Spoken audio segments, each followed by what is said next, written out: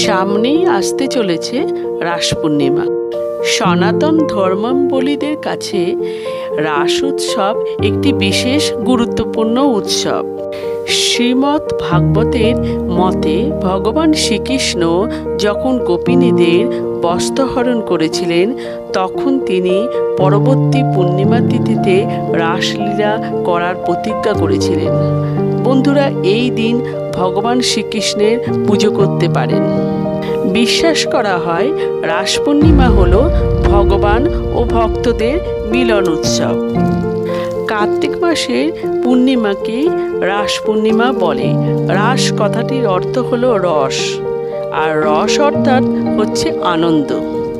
তাই বন্ধুরা, 2024 সালে রাস পূর্ণিমা কবে পড়েছে এবং তার পূর্ণিমা তিথি এবং শুভ সময় সমস্ত কিছু আমি এই ভিডিওতে জানিয়ে দিলাম।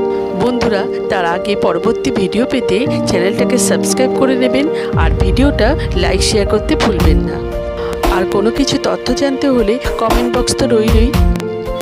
2024 সাল রাস পূর্ণিমা পড়েছে পঞ্জিকা অনুসারে ইংরেজির 15ই নভেম্বর 2024 সাল, বাংলার 29শে কার্তিক 1431 সাল শুক্রবার। পূর্ণিমা তিথি শুরু হবে ইংরেজির 14ই নভেম্বর 2024 সাল, বাংলার 28শে কার্তিক 1431 সাল বৃহস্পতিবার ভোর 5:14 থেকে পূর্ণিমা তিথি সমাপ্ত হবে ইংরেজি 15ই নভেম্বর 2024 সাল, বাংলার 29শে কার্তিক 1431 সাল শুক্রবার রাত্রি 3:15 পর্যন্ত। বন্ধুরা, এই দিন ভগবান শ্রীকৃষ্ণ বা ছোট্ট গোপালের পুজো করতে পারেন।